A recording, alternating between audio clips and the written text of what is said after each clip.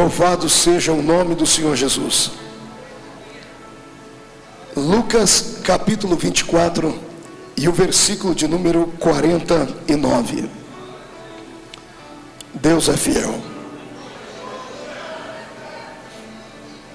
Está escrito assim: eis que envio sobre vós a promessa do meu Pai. Permanecei, pois, em Jerusalém, até que do alto sejais revestidos de poder. Não, os pentecostais não acordaram ainda, eu vou ler de novo. Eis que eu envio sobre vós a promessa do meu Pai. Permanecei, pois, em Jerusalém, até que do alto sejais revestidos de poder. Feche a Bíblia, coloque no banco, coloque numa cadeira. Pegue na mão da pessoa mais perfumada do seu lado. Isso, atravesse o corredor, passe a faixa de Gaza. Pegue na mão dessa pessoa linda que está do seu lado. Se o irmão não tiver muito perfumado, né, vai tendo paciência, para ver se Jesus liberta, né, irmãos? Isso. Agora aperte a mão do seu irmão com carinho até ele falar aleluia. Pentecostal que não faz barulho está com defeito de fabricação. Vamos orar. Deus Pai, eu te glorifico, eu te exalto, te glorifico porque o seu povo ouviu o toque da trombeta, se ajuntaram aqui neste arraial para serem preparados e treinados para a guerra. E nesta noite eu tenho certeza que o poder que transcende o pensamento natural do ser humano será uma realidade dentro desta igreja. Pai, eu já sinto a sua presença aqui neste lugar.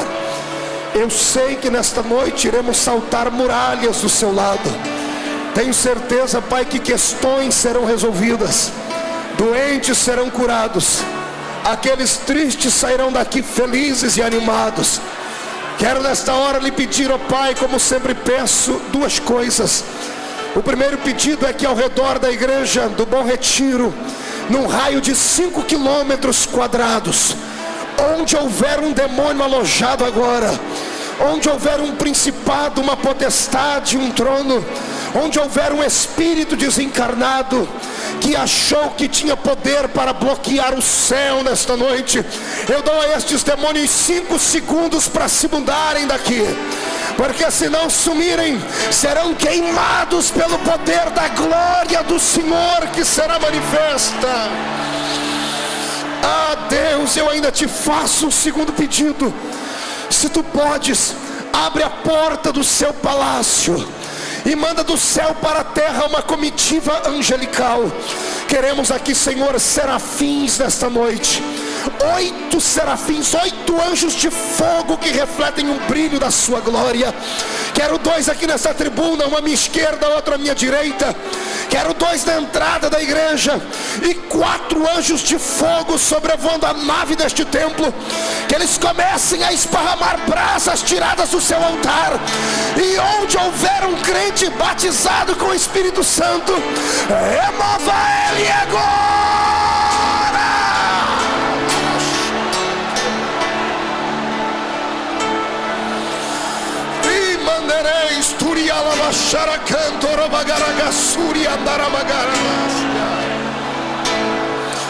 Tu não precisas da minha ajuda para curar. Tu não precisas da minha ajuda para batizar com o Espírito Santo. Tu és o Senhor onipotente. Então mostra a sua onipotência nesta noite, Jesus. Mostra que o Senhor é o mesmo do passado e que nunca mudou.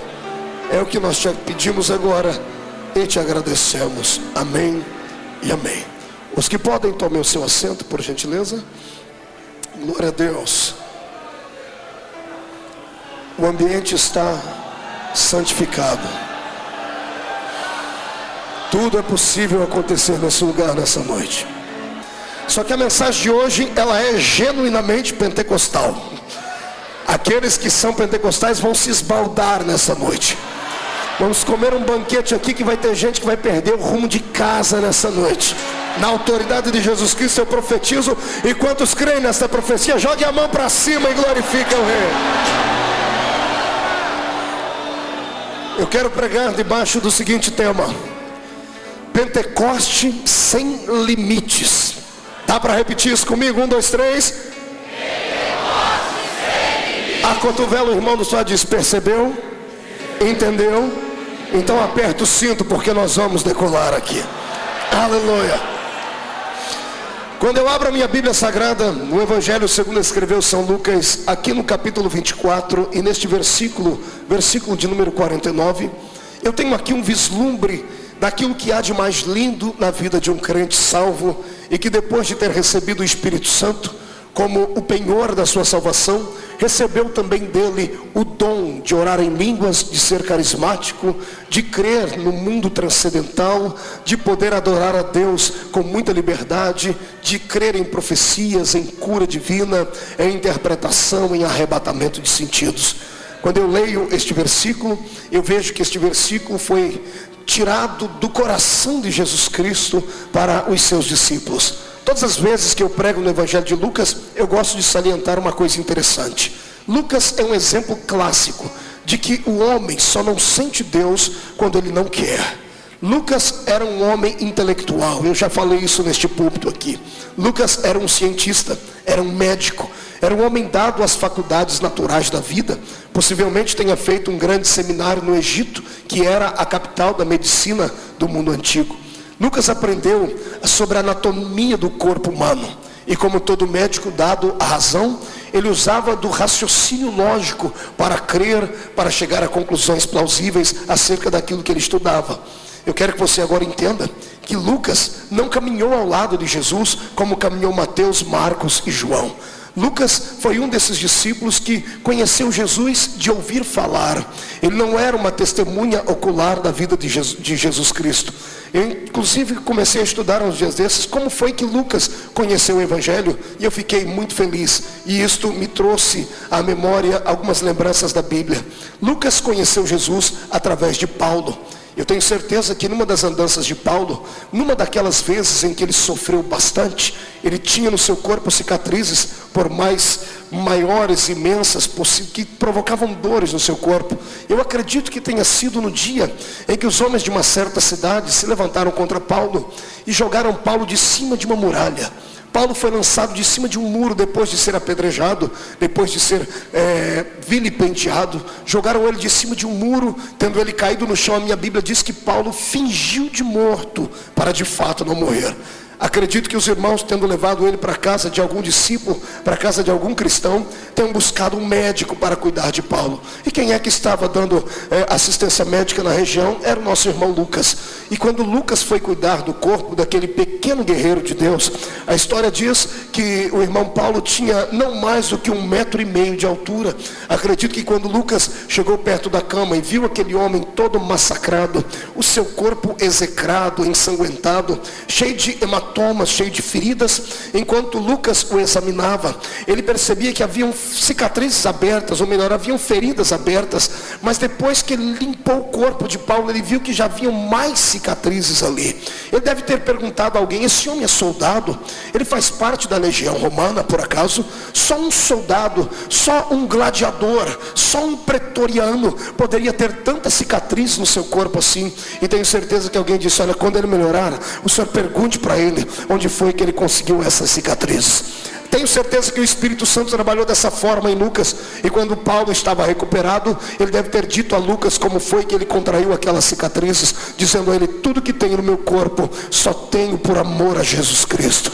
Deve ter contado a seguinte história: eu era um homem intelectual como você, Lucas, não dado à medicina, mas eu era um doutor na lei. Eu aprendi aos pés do doutor Gamaliel, o maior teólogo do mundo e da nação judaica. Eu aprendi aos pés dele sobre as filosofias, eu estudei sobre os epicureus, eu sei um pouco de teologia. E quando eu vi que a minha fé judaica estava sendo ameaçada pela fé cristã, eu tomei cartas com os sacerdotes e fui à cidade de Damasco para dar cabo da vida de alguns crentes, mas no meio do caminho eu encontrei-me com uma luz que literalmente explodiu diante dos meus olhos, ao ponto de me derrubar do cavalo que estava. Os meus olhos ficaram cegos e uma voz penetrou nos meus ouvidos dizendo: dura para ti recalcitrar contra os meus aguilhões. A partir de hoje você vai ver que para me servir tu irás sofrer. E eu imagino Paulo olhando para ele dizendo assim: eu não sinto tristeza quando olho para o espelho e vejo essas cicatrizes, porque quando eu olho para o espelho eu sinto e vejo que carrego em mim as marcas do meu Salvador. Isso deve ter impactado o coração de Lucas. Lucas era acostumado a pegar doentes, e todo doente tem lamúrias, todo doente reclama. A maioria dos doentes que eu já vi na vida só sabem falar coisas ruins, não acreditam em uma melhora. Mas Lucas estava diante de um doente que, cheio de cicatrizes, dizia assim: olha, se eu morrer está tudo bem, porque o morrer para mim está ganho e o viver para mim é Cristo. Lucas não entendia nada do que Paulo estava falando, até que ele começou a caminhar com ele, e ele começou a empreender viagens com Paulo. Eu imagino Paulo tentando explicar para um médico, para uma pessoa que usa raciocínio, de anel de formatura no dedo, dizer para ele: olha, eu sirvo a um Deus que já me usou para abrir a vista dos cegos. O meu Deus já trouxe os homens paralíticos para ficarem de pé e saírem andando. O Deus que eu sirvo multiplicou coisas. E eu imagino Lucas dizendo: olha, Paulo, eu gosto muito da sua fé, eu admiro a sua crença, mas não me queira que eu acredite nessas coisas que você está dizendo. Só acredito se eu ver. E um dia Paulo estava em Troas pregando o seu último sermão ali. Lucas estava a tiracolo com ele. O sermão de Paulo foi tão poderoso que ele pregou até meia-noite. E quando foi a meia-noite em ponto, ele pregando, um rapaz despencou do terceiro andar da casa, caiu no chão, quebrou o pescoço e morreu. Chama um médico, e quem vai atender o rapaz é Lucas. Lucas vai, atende o rapaz e dá o diagnóstico: podemos fazer agora já o atestado de óbito, porque ele já morreu. Paulo, é melhor você se esconder, porque vão dizer que a culpa foi sua. E Paulo olha para ele: doutor, esta aí foi a análise do doutor da terra, agora eu vou falar com o doutor do céu e ver o que é que ele fala acerca da vida deste rapaz aqui. E o que Jesus disse para ele foi isso: Paulo, o rapaz não está morto, ele apenas dorme. Paulo olhou para Lucas e disse: Lucas, eu não quero aqui discutir com você ciência, mas o meu Senhor disse que esse rapaz não está morto, ele está apenas dormindo. E se ele está dormindo, eu imagino Paulo agarrando Eutico pelo braço, chacoalhando: Eutico, acorda, acorda. E lá de cima Jesus Cristo com o espírito de Eutico na mão, porque quem tem a chave da morte é ele, devolvendo o espírito: volta para a terra, Eutico, porque Paulo está orando.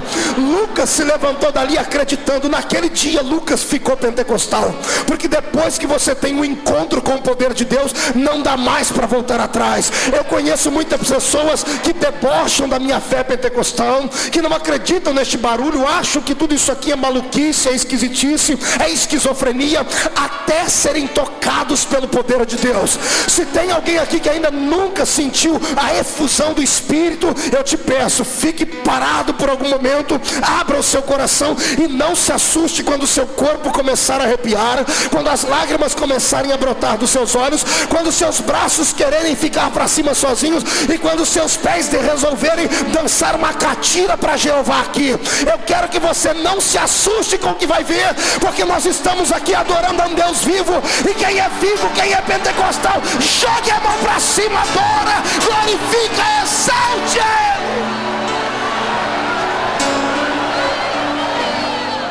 Aleluia. O legado pentecostal é uma das maiores marcas que o mundo já conhecera. Pentecoste não é apenas uma filosofia, é uma questão de sobrevivência. Eu louvo a Deus por ser pentecostal. Glorifico a Jesus por Ele ter me feito aceitá-lo dentro de uma igreja barulhenta, dentro de uma igreja que a gente tinha que tapar os dois ouvidos porque não se entendia nada. Não era um culto bagunçado, não é nada disso. É que havia tanta alegria no coração daquelas pessoas que ficavam do nosso lado nos cultos, que sinceramente eu não tinha vontade de ir embora. O poder pentecostal, ele tem dois momentos. O momento em que ele chama a atenção das pessoas que entram pela primeira vez e elas acabam se assustando, mas acontece um mistério na sequência, a pessoa se assusta, mas ela fica curiosa. Existem coisas que assustam e bota você para correr. Tem gente que passou numa rua, se assustou, nunca mais passa por ela. O poder pentecostal assusta, mas cria curiosidade. Todo mundo que se assusta acaba voltando para ver de novo. E quem acaba voltando, entra por um caminho só de um. Esse caminho só tem uma mão, só dá para vir. Quem vem não volta mais para trás. Então deixa-me aqui já soltar os meus jargões. Se você tem vergonha de ser barulhento, se você nunca quer ser igual a mim, nem igual a esses irmãos que vão pular, cantar, gritar, plantar bananeira, rodar debaixo do banco, brincar de ciranda, cirandinha com Deus e fazer coisas assim, dá tempo de ir para casa assistir a novela Senhora do Destino, porque se ficar comigo aqui, o meu Senhor vai mudar o seu destino. Você nunca mais será o mesmo.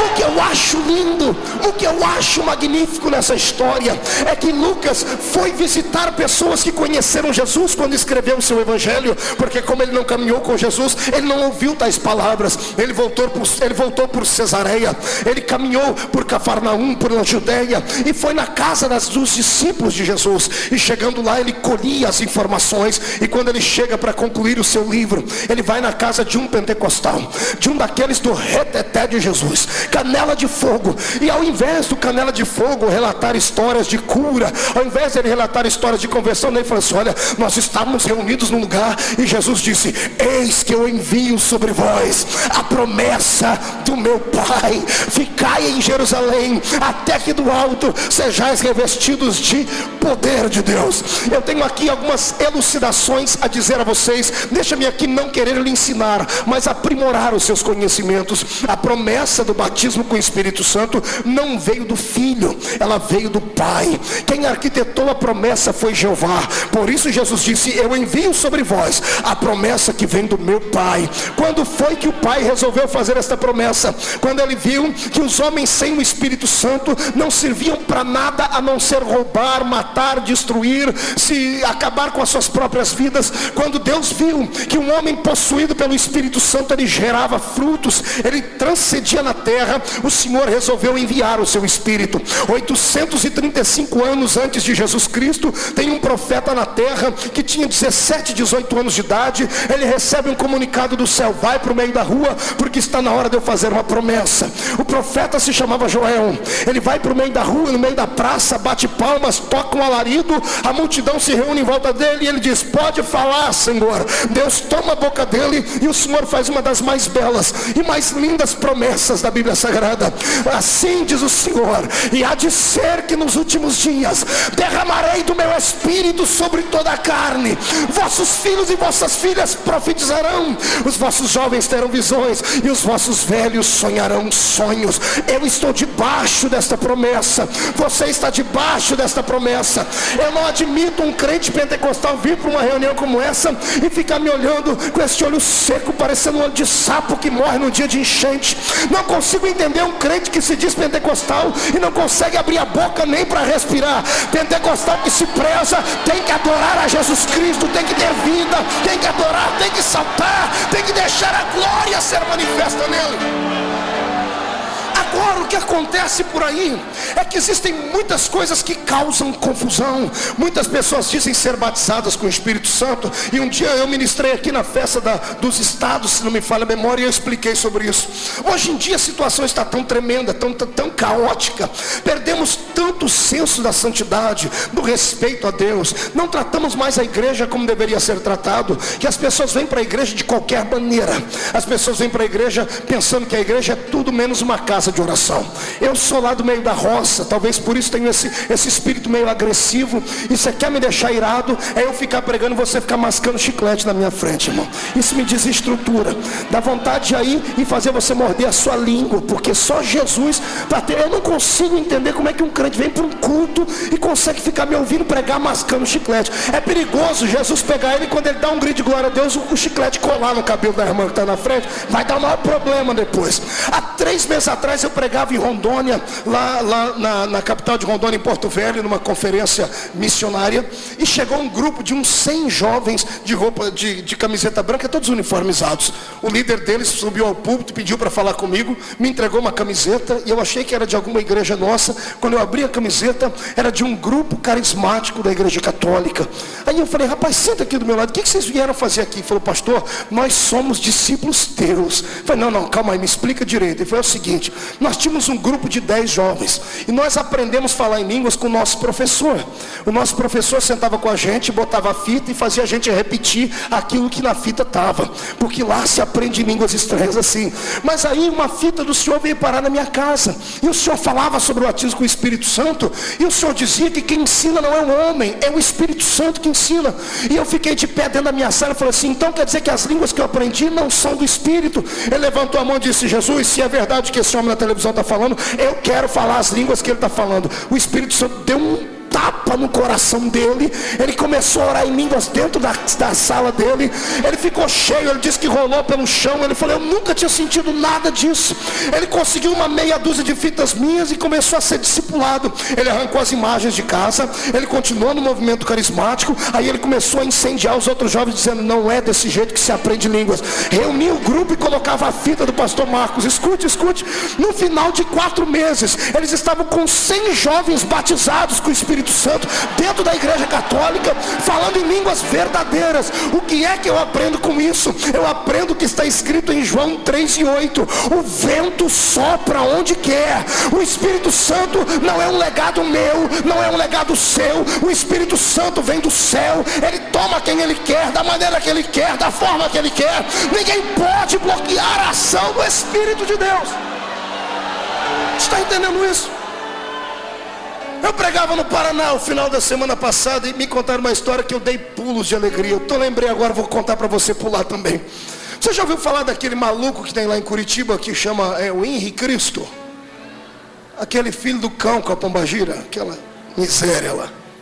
Ele entrou dentro de um açougue no mercado, e um irmão que trabalhava no açougue lá, hoje é pastor, e ele me contou essa história. Ele falou: pastor, eu estava lá cortando carne, veio uma irmã da igreja Assembleia de Deus com a menininha dela. A menininha devia ter uns 8 anos, e quando ela estava cortando carne, eles viram um alvoroço dentro do mercado, e olhou para lá, e estava lá o Henri Cristo com as suas discípulos, né, as suas concubinas, e um monte de gente ao redor dele, e ele com aquela cara de santo, com a coroa na cabeça e tudo, entrou dentro do mercado. Aí a menininha da irmã puxou o vestido da mãe e falou: mãe, olha Jesus ali, mãe. Jesus entrou dentro do mercado. E a mãe: não, filha, aquele ali não é Jesus não, aquilo ali é um impostor. Ela: não, mamãe, ele é igualzinho da foto que a tia mostrou para nós na escola dominical. A mãe dela falou: não é Jesus. Ela falou assim: mamãe, então espera aí que eu vou lá tirar a prova dos 9, vou ver se ele é Jesus ou não. Ela rompeu a multidão, chegou na frente dele e falou assim: o senhor é Jesus de verdade? Ele disse: eu sou Jesus, minha filha. O senhor é o Jesus da Bíblia? Ele falou: sou eu mesmo. Então o senhor é aquele do poder de tudo. Sou eu que fiz tudo aquilo da Bíblia. Ela olhou assim: então já que o senhor é Jesus, o senhor pode me batizar com o Espírito Santo? O senhor pode me batizar com o Espírito Santo? Ele olhou para ela, tomou um susto. Criança sincera. Ele olhou: não, filho, isso aí foi só para aquela época, foi só para os 12, não é para mais ninguém. Ela apontou o dedinho na cara e disse: a minha mãe tinha razão, você é um impostor, porque se fosse o meu Jesus, ele batizava, ele me batizava agora com o Espírito Santo. Aleluia. Quando eu falo da promessa do batismo com o Espírito Santo, eu não falo de um poder outorgado por homens, eu falo de uma autoridade que veio do céu. O Espírito Santo do Senhor não é uma coisa, ele não é um vento, ele não é uma melodia, ele não é águas, ele não é um fogo. O Espírito Santo é uma pessoa com um P maiúsculo. Muitas pessoas têm dificuldade em acreditar nisso. Quantas pessoas têm dúvidas acerca do Espírito Santo e me perguntam: pastor, eu posso adorar o Espírito Santo, mas eu não tenho que adorar somente Jesus? E eu, com gargalhada nos lábios, respondo: é impossível adorar Jesus sem adorar o Espírito Santo. É impossível adorar a Jeová sem adorar o Espírito Santo. Santo, porque eles não são três deuses com três cabeças diferentes, é um Deus que atua de três formas diferentes. Quando você dá um grito de glória a Deus, esse glória a Deus vai para Deus Pai, Deus Filho e Deus Espírito Santo. Mas pastor, a Bíblia Sagrada conta que o Espírito Santo é só a terceira pessoa da Trindade. Não é porque ele está relacionado como a terceira pessoa da Trindade que isso diz que ele é menor do que Jesus, ou que ele é menor do que o Pai. Não é isso, é que falta palavras na semântica da língua portuguesa para colocar os três na mesma esfera. É por isso que eu creio pela fé no que estou falando aqui. O Espírito Santo, ele é muito mais do que aquilo que eu e você podemos imaginar. Ele é o amigo das horas incertas, é o sirineu que ajuda a carregar a cruz, é aquele que transfere as nossas lamúrias, é aquele que transforma o nosso gemido em palavras diante do ouvido de Deus. Quando a Bíblia diz que ele intercede por nós com gemidos inexprimíveis, ela está dizendo que quando nós estamos passando pelo vale da sombra da morte, aquelas madrugadas que o sono não vem, que falta palavras, que o coração está pequenino e apertado, lágrimas já não tem mais os olhos e só há um gemido, é isto que ele faz. Ele pega o seu gemido e traduz no idioma do céu, chega diante do Pai e diz: aquele gemido quer dizer isso, isso e isso. É por isso que ele é o Consolador, e tem uma frase que está na boca dele 24 horas por dia, no horário da terra: não temas, porque o Senhor é contigo, eu te ajudo, porque ele é o Consolador. Quem conhece o Consolador aqui, por favor, adore a ele.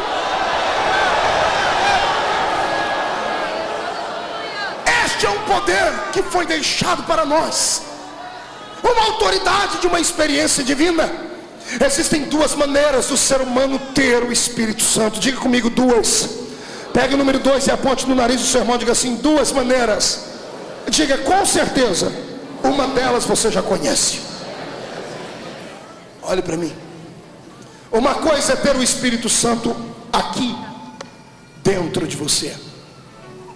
Outra coisa é ter o Espírito Santo aqui sobre você. Quando aceitamos Jesus como Salvador, não interessa de que denominação, não me interessa de qual igreja. Quando convertemos o nosso coração a Cristo, o Espírito Santo vem morar aqui dentro. Ele arranca aquilo que não presta e faz uma obra de transformação em nós. Por isso somos templo do Espírito Santo. Para isso não importa ser batista, ser presbiteriano, assembleiano, da Deus é Amor, universal, sorveteriano, não interessa.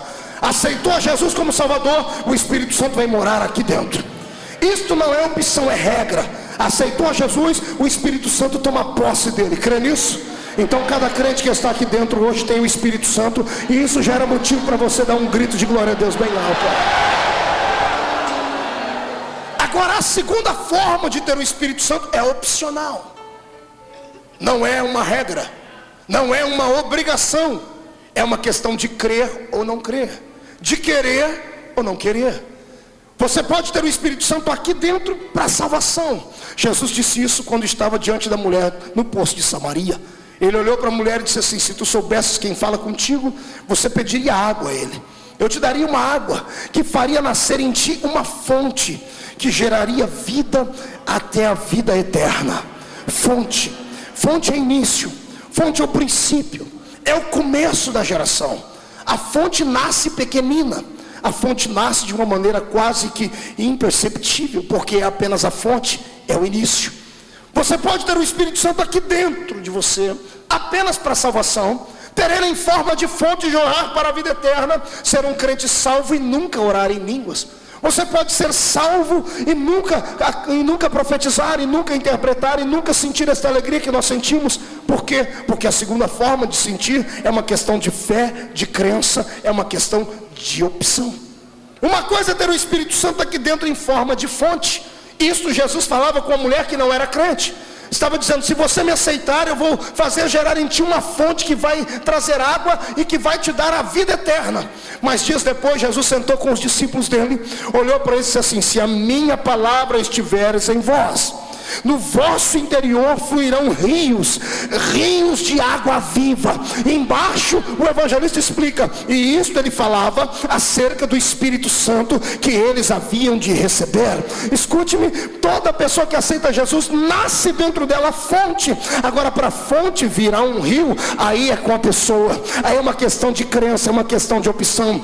Para que a sua fonte transborde nessa noite e caia todo o dique que está ao redor dela, que bloqueia a unção do Espírito, você tem que acreditar, você tem que desejar, e você tem que pagar um preço nessa noite.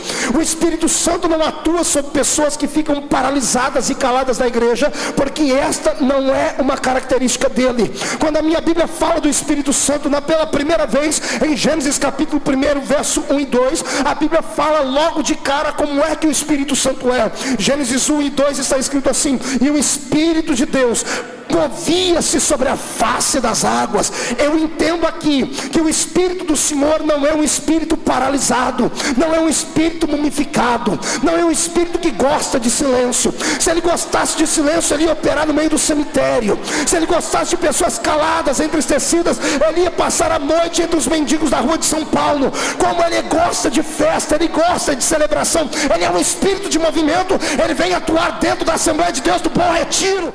É uma questão de necessidade ter o Espírito Santo. Da segunda forma, aqui dentro todos têm, aqui em cima é só quem passa pelo vale. Porque quando a Bíblia fala do batismo, ela chama o batismo do Espírito Santo de revestimento. E sereis revestidos. Diga para o seu irmão, revestidos. Pergunte para mim, diga, explica melhor, pastor. Explico agora. Eu estou vestindo uma camisa, mas quando eu saio lá fora, por causa do frio, eu coloco um paletó para me proteger, para me fortalecer e eu não adoecer. Eu estou vestindo uma camisa e eu me revisto com um paletó. O revestimento do Espírito é isso. É para fortalecer você na hora da angústia. É para te ajudar a ir mais longe e, se preciso for, até o Gólgota. O homem que tem o poder do Espírito Santo no carisma, nos talentos, ele enxerga com mais facilidade a sua vitória do que aquele que não tem. Isto é comprovado cientificamente, isso é comprovado antropologicamente, é comprovado politicamente. As igrejas que mais crescem no mundo são igrejas onde o Espírito Santo tem liberdade de atuar. As igrejas que explodem em crescimento não é porque as mensagens do púlpito são mensagens de promessas vazias, não é isso. É que o poder do Espírito Santo é real. Quando nós sentimos a glória do Espírito Santo em nós, nos ensinando as línguas, nos trazendo palavras proféticas, a gente descobre que Deus de fato é verdadeiro e pode pactuar com o ser humano. O que eu quero dizer é que quando eu olho daqui de cima para vós, eu vejo aqui corpos, seres humanos que, embora sejam de carne e osso, podem receber nesta noite uma visitação tão profunda do Espírito Santo, que quando começarem a andar pelas ruas da cidade, as pessoas vão notar a diferença em você. Está entendendo o que eu estou dizendo? Um homem cheio do Espírito Santo, ele transcende. Quando há um embate espiritual no meio da história, o poder de Deus que está sobre ele, a unção que está dentro dele, faz com que o reino das trevas se curve diante dele. Eu já vi homem de terno e gravata, homem importante de anel de formatura, em reunião de pastor, e um bêbado conseguir furar a fila, o bloqueio dos diáconos, e entrar lá dentro, e mais de 30 pastores não dá conta de expulsar o demônio que estava dentro do bêbado. E na mesma história, porque isso aconteceu a 100 quilômetros da minha cidade, um diácono, depois de meia hora que viu que os pastores não davam conta de expulsar, chamou o pastor e disse: pastor, eu posso ir na casa do irmão Zezinho? O irmão Zezinho é aquele cortador de cana, que já deve ter chegado, já é 6 horas da tarde, o caminhão do pau de arara já deve ter chegado ali. E o pastor: mas por que você vai buscar esse homem, pastor? Ele não sabe ler nem escrever, mas esse homem ora que o senhor precisa ver. Vamos buscar ele, porque senão vai ficar feio para nós aqui. Vai querer prender esse homem, ele não é só cachaça, é espírito de demônio mesmo. O pastor falou: filho, vai, faz qualquer coisa, pelo amor de Deus. O irmão foi na casa do irmão Zezinho, a gente tinha acabado de apiar do caminhão de pau de arara, estava com o embordal dele nas costas e o facão sarando na mão. Isso aqui é a linguagem da gente lá do meio da roça. E o irmão falou: pastor, irmão querido, vamos lá para a igreja agora? Não, deixa eu tomar um banho. Não, vamos lá, porque tem um homem endemoniado lá, e nós sabemos que o senhor é um homem de oração e o demônio vai sair. O irmão Zezinho falou: então deixa eu só pegar minha Bíblia. Ele entrou em casa, pegou a Bíblia. Quando ele estava se dirigindo para a igreja, faltavam uns 200 metros para chegar na igreja, o endemoniado lá dentro dentro olhou para os pastores e disse assim: gente, e foi muito bom ter estado com vocês aqui, foi muito bom ter participado desta reunião, mas agora eu preciso ir embora. Alguém gritou para ela: por que você vai embora agora? É porque a 200 metros daqui está chegando um canela de fogo, com essa aí eu não posso, eu tenho que ir embora, porque senão eu vou ser queimado. Dá licença que eu estou indo embora. O poder do Espírito Santo não é dado pelo intelecto, ele é dado pela fé, pelo desejo, pelo anseio. Você pode ter anel de formatura, pode ser poliglota, pode ser empresário, pode ser médico, pode ser doutor, pode ser até pastor, mas se não tiver essa graça, esse carisma do Espírito que eu falo aqui, você será apenas um tambor vazio que faz barulho. Agora, o homem pode não ter muito conhecimento, pode não ter um nome escrito nos anais da história, mas quando o Espírito está dentro dele, a atuação divina é poderosa. O que Deus quer fazer com você hoje é isso. Temos que ter um Pentecoste sem limites.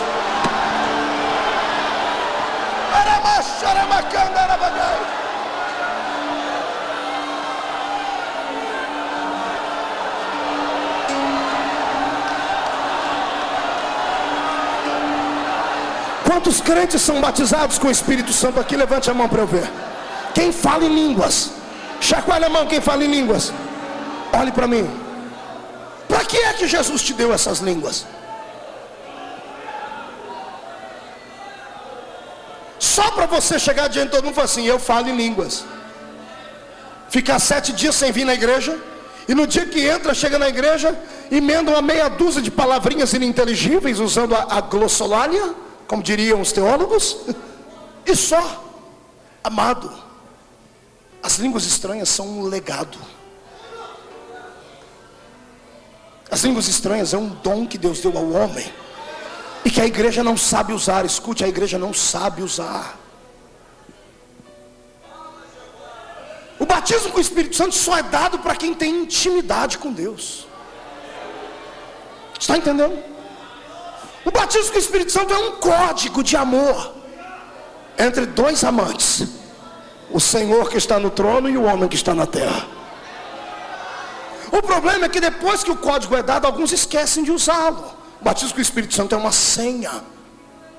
Quer ver? Vem cá, Caio. Caio é o meu artista, vem cá. Vem correndo. Isso, fica paradinho aqui. Está parecendo um manequim da Kaufmann. Gostaram aí? Fica aqui, virado para o povo. Eu sou amigo do Caio, temos uma amizade, somos íntimos. Eu quero contar um segredo para ele. Como é um segredo, eu vou contar assim, né? Caio, eu tenho uma coisa para te falar. É assim que se conta um segredo? Que está todo mundo ouvindo. Quando eu quero contar um segredo para ele, eu faço o quê? Você ouviu aí? Vocês ouviram aí? Vocês que estão mais perto, estica a orelha assim para cá, para ver se vocês escutam. Vamos lá. Entendeu alguma coisa? Não? Obrigado, Caio. Sabe por quê? Porque é um segredo meu e dele. Quando você fala em línguas, você não fala a homens. Quando você fala em línguas, você toca direto no ouvido de Deus. Quando você abre a boca na terra e dá uma rajada de língua estranha, irmão, o infeliz de Satanás senta do seu lado com um dicionário desse tamanho, em todos os idiomas do mundo. Ele começa, ele ouviu e os diabinhos do lado dele falaram: ele acabou de falar aí, não sei o que, da mandacaia, ele falou esse negócio. O diabo vai para o dicionário, quando ele achou achei a primeira palavra, você já falou 452 palavras. Ele jamais vai entender o que você fala. É um código entre você e Deus. E sabe o que me deixa irado? É que você só fala em língua estranha e diz assim: não, eu só falo quando eu sinto. Você quer sentir o que para falar em línguas? Se elas estão dentro da sua memória, se o Espírito Santo te ensinou este idioma, você pode falar em línguas estranhas 24 horas por dia se quiser, e ninguém tem nada a ver com isso.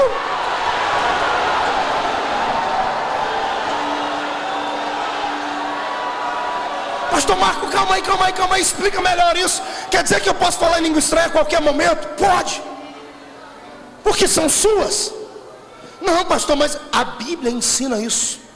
O apóstolo Paulo diz assim: aquele que ora em espírito, ora bem. Diga comigo, ora bem. O que é orar em espírito? Como nós somos mal interpretados na igreja. O irmão vai cantando e diz assim: enquanto eu estou cantando hinos, os irmãos orem e fiquem em espírito de oração. Fiquem orando em espírito. Aí os crentes, sem entendimento nenhum, abaixa a cabeça e fica.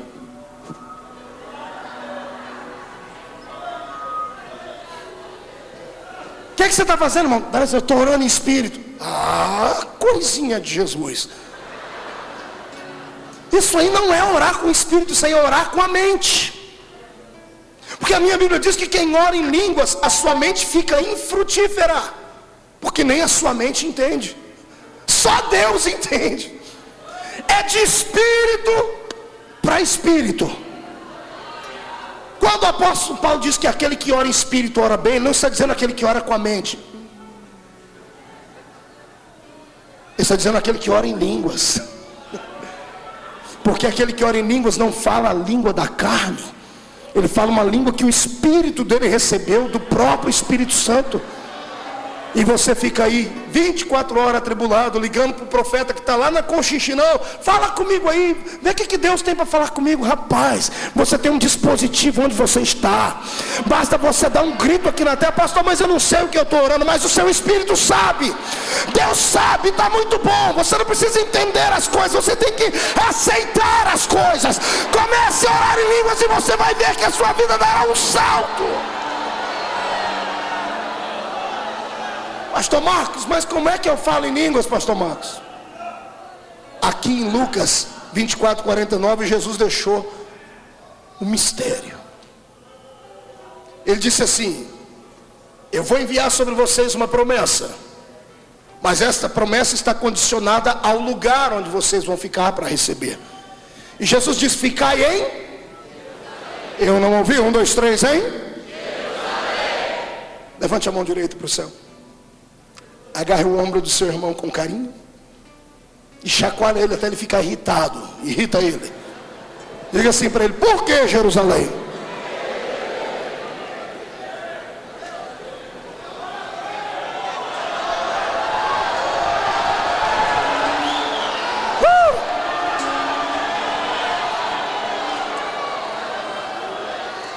Escute. Quem conhece a história e a história, quem conhece o terreno geográfico de onde Jesus estava e o mundo antigo, quem conhece Jesus como líder e lê esse versículo e diz assim: Jesus errou. Por que ele mandou o povo ir para Jerusalém? Jerusalém já tinha sido destruído várias vezes, estava com a promessa de destruição para alguns anos seguintes. Jesus estava dando o pontapé inicial para a inauguração da sua igreja pentecostal na terra. Toda pessoa que quer inaugurar uma grande empresa, ele não vai lá na Vila Tatu, onde eu nasci. Ele vem aqui no centro de São Paulo. Vai lá no Rio de Janeiro, porque é lugar que dá ibope. Jesus estava inaugurando a igreja. Por que ele não falou assim, ao invés de Jerusalém? Porque Jerusalém ficava, geograficamente falando, em lugares desprovidos de recursos. Estava no meio do deserto. Toda cidade importante do mundo antigo, para ser importante, ela tinha que ter pelo menos um rio que passasse perto dela, para facilitar a chegada de pessoas, as embarcações, o comércio de materiais. Por que Jesus não disse para eles: olha, ficai na Fenícia? A Fenícia era a capital das navegações do mundo antigo. Seria muito melhor alguém dizer: olha, a igreja de Jesus foi inaugurada na Fenícia, lá no lugar lá. Então, na Fenícia sim, as grandes empresas estão lá. Mas não, Jesus disse: ficai em... Por que é que Jesus não falou para eles: ficai em Roma, a capital política do planeta Terra? Homens de poder estavam ali, os homens que dominavam o mundo estavam ali. Ali era o lugar X para inaugurar a igreja. Mas Jesus disse para eles: ficai onde, hein? Por que é que Jesus não disse para eles: ficai em Babilônia, lá na Mesopotâmia, na capital dos artistas do mundo antigo, onde os homens levantavam estátuas, faziam vasos e coisas importantes que ornamentavam o mundo antigo? Foi lá que o rei Nabucodonosor arquitetou o seu palácio, o seu palácio com jardins suspensos, uma das 7 maravilhas do mundo antigo. Daria ibope. O Espírito Santo desceu onde? Em Babilônia. Olha que nome pesado e bonito, Babilônia. Onde? Na Mesopotâmia. Olha, isso enche a boca para falar. Mas Jesus disse: ficai aí. Por que Jerusalém? Aí eu fui para o joelho orar. E o meu pai me respondeu. Só por causa do significado da palavra Jerusalém. A palavra Jerusalém significa habitação da paz. Diga comigo, habitação da paz. É só por isso que você não recebe o batismo com o Espírito Santo. Porque o seu coração é um Iraque maldito. A sua mente é Bagdá durante a época da investida dos Estados Unidos. A sua casa é uma Berlim quando os muros ainda estavam levantados. A sua vida é uma trama de mentiras e desgraças. E há uma guerra interna dentro de você. E o Espírito Santo, ele é santo demais para pactuar com guerras, com pessoas que não têm autoridade sobre a sua própria existência. O Espírito Santo não pode lhe batizar, irmão, porque dentro da sua casa tu é um cavalo desgraçado. Aqui dentro da igreja é uma coisinha linda de Jesus. Quando sai de dentro de casa para a igreja, pega na mão da irmã. Quem olha para você diz, olha ali a família perfeita, senhor Pavão, dona Pavoa e os pavãozinhos. A coitadinha da esposa está debaixo de ameaça. Se você falar para os outros, como eu sou aqui dentro, o negócio vai ficar feio. É por isso que Jesus não batiza, porque há hipocrisia no nosso meio. Às vezes tem culto que fica tão pesado, porque nós amordaçamos a boca do Espírito Santo e amarramos as mãos deles com a nossa incredulidade, com aquela disputa que há dentro das igrejas. Sabe por quê? A maioria das grandes igrejas não recebe a visitação do Espírito Santo, porque existe cacique demais naquele lugar, para pouco índio para ser administrado. Os homens olham para a igreja, e ao invés da igreja ser a catedral do avivamento, não, é a catedral do agrupamento de filósofos, é a catedral do ajuntamento de homens ricos e importantes. Parece que é pecado bater palma em algumas igrejas, parece que é pecado falar em línguas estranhas em outras. Um dia desse eu fui pregar numa igreja, e o pastor disse para mim, olha, não espere ouvir aquele barulho que você ouve por aí, porque a minha igreja é uma igreja ensinada. Deu vontade de olhar para aquele infeliz e assim, ensinada a quê? Ensinada a ser transformada em um iceberg humano. Porque se for para eu entrar dentro de uma igreja e não sentir nada de Deus, não ter alegria, não ter emoção, pastor Marcos, mas é por causa disso que te perseguem. O Senhor só vai na emoção da gente. Amado, você é uma máquina. O que é que você tem no meio do seu corpo? São veias ou são fios elétricos? Você é um homem ou é um ciborgue? O que é que você tem do lado esquerdo do peito? Uma máquina ou um coração de carne que pulsa? O ser humano é emoção, porque o meu Deus é emotivo, tá bom? Tá entendendo isso? O Espírito Santo é sensível, porque ele tem sentimentos. Não, pastorzinho, não é nada disso. Eu já fui como você, mas agora eu amadureci. Como é que é? Eu amadureci agora, fiz teologia. Eu aprendi ética. Eu aprendi hermenêutica. Aprendi que sai para lá, ô cão do inferno. Escute aqui, coisa ruim. Quem foi que te disse que o Espírito Santo não tem ética? Ah, pastor, mas quando todo mundo começa a pular, desequilibra o quê? O que é que desequilibra? Me fala. Atrapalha você? Te machuca? Não. Então por que você não gosta? Já participou de culto frio, gelado? Você sai dali carregado de pesos nos seus ombros. Agora já participou de um culto igual esse que eu prego por aqui, ou que outros homens de Deus pregam? O culto vai 2h30, ninguém vê a hora passar. Por quê? Não, eu não sou um animador de plateia, mas eu tenho poder de Deus suficiente para mim e para repartir com vocês, porque a graça de Deus está sobre a nossa vida. Agora, essa experiência com o Espírito Santo não se aprende em escola de teologia. Eu sou bacharel, não tenho nada contra a teologia. Pelo contrário, eu amo estudar a Bíblia. Eu tenho 8 livros escritos acerca da Bíblia. Me considero uma pessoa equilibrada, mas eu não deixo o meu intelecto ir ao ponto de bloquear a minha intimidade com Deus. Eu vou com ele até um certo ponto. Quando eu vejo que eu estou ficando muito manequim de vitrine de terno novo, eu paro. Porque a minha Bíblia diz que o crescimento tem que ser conjunto. Jesus só era o que era porque a Bíblia diz que ele crescia no conhecimento e na graça. Homem que tem muito conhecimento e pouca graça, formalista. Essa estátua que está aí do seu lado, Essa cara de delegado de justiça querendo me pegar quando eu terminar de pregar aqui. Formalista. Por outro lado, sem conhecimento e muita graça, fanático. Aí é um problema também, é outro problema, é pior do que o primeiro. Porque o fanático, ele é muito emotivo, ele pode matar por causa das suas questões. O homem tem que ser equilibrado, conhecimento e graça.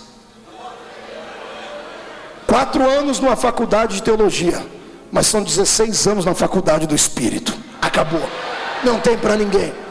E quem entrar na frente será atropelado, porque o que eu estou pregando aqui não é algo que você ouve dizer, é algo que nós vivemos. O que eu estou te mostrando aqui hoje é um poder que pode mudar a sua vida, não apenas a sua vida espiritual. Isso pode ser terapia para a sua vida em casa. Um homem mais alegre, uma mulher mais alegre, mais efusivo na presença do Espírito, ele vive melhor. Esses gritos que você dá aqui, essa alegria toda, isso aí converte em saúde. Você sabia que a ciência diz que se uma pessoa tem uma célula cancerígena e ela é completamente introvertida, ela não consegue sorrir, não consegue demonstrar emoções, a célula tem mais facilidade de crescer? Então eu não quero morrer de câncer, eu prefiro morrer sendo chamado de palhaço do que morrer fechado por dentro.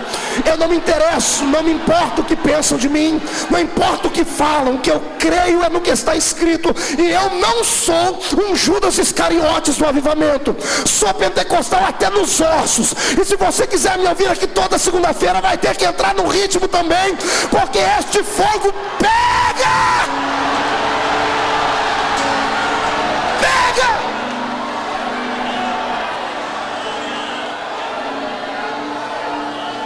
Aí sabe o que me machuca, senhores? É que tem um monte de gente que diz que é pentecostal, pastores, tem a mesma credencial que a minha, pertencem à mesma convenção que eu, leram na mesma Bíblia que eu, mas só porque não tem intimidade com ele suficiente,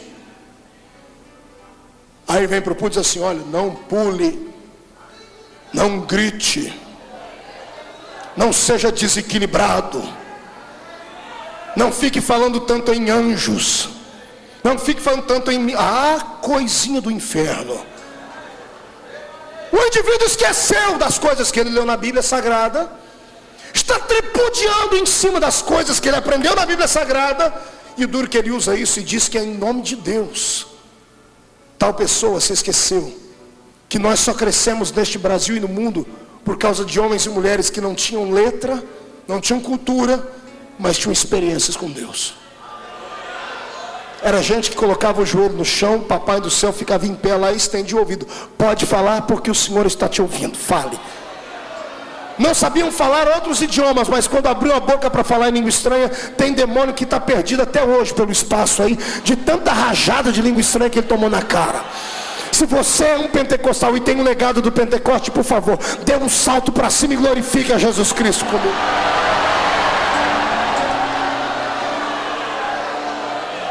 Ô pastor Marco, pois não, eu sou dessa igreja sorveteriana que o senhor falou aí. Pena de você. Mas eu vou para o céu. Claro que vai, se ficar firme com Jesus vai. Porque a salvação não é pelo carisma, não é por falar em línguas ou não falar. A salvação é uma coisa pessoal. O primeiro homem que entrou no céu, abriu, cortou o fio, o laço que abriu o paraíso na Bíblia. O primeiro que estava do lado de Jesus, os dois, um puxou do lado de cá, o outro de lá, o laço, abriu a porta do paraíso. Nunca foi numa igreja, nunca foi batizado nas águas, nunca deu dízimo. Está ouvindo isso? Nunca falou em línguas. Ele estava do lado de Jesus na hora da morte e disse: o senhor se lembra de mim quando entrar no paraíso? Jesus falou: daqui a pouco eu e você estaremos lá, fique tranquilo. Porque a salvação é assim. Aí pergunta: pastor, então eu vou para o mesmo céu que o senhor vai? Então eu prefiro ir para o céu do meu jeito, pelo menos não me chamam de louco. Deixa eu só te dar um pensamento meu. Você vai para o céu, mas o problema é quando chegar lá. Imagine, na terra você não crê em anjo, não gosta de ouvir barulho, não gosta de ouvir línguas. Quando a gente fala que tem cavalo de fogo, você se assusta. Quando a gente fala em anjo com espada na mão, você se esconde. Não, isso aí é muita emoção. Eu não sei como é que você vai fazer quando chegar lá. Porque quando o portão se abrir, você vai ver tudo isso lá dentro.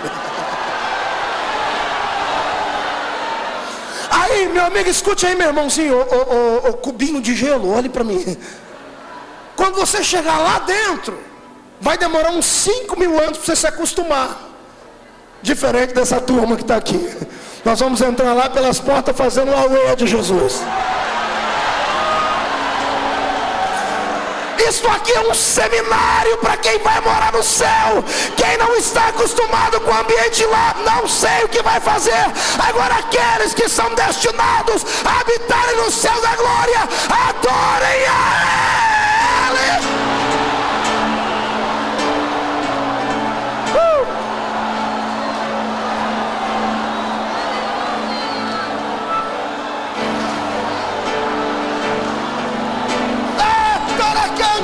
Suri Marashi Abagai.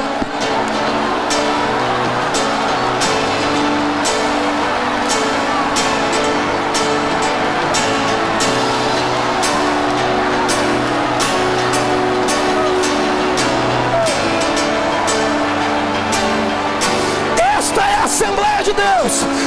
Esta é a Assembleia de Deus. Assembleiano, fica de pé para adorar.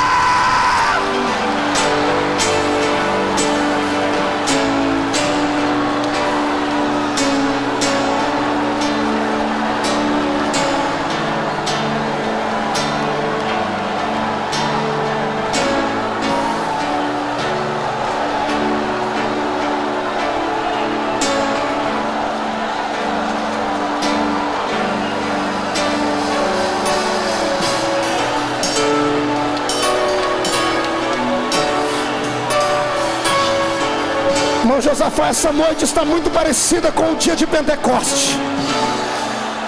Já começo a ouvir um barulho como de um vento forte e impetuoso que está enchendo essa casa. Que línguas repartidas como que de fogo repouse sobre a cabeça de todos os que aqui estão. Deixa Deus te tomar.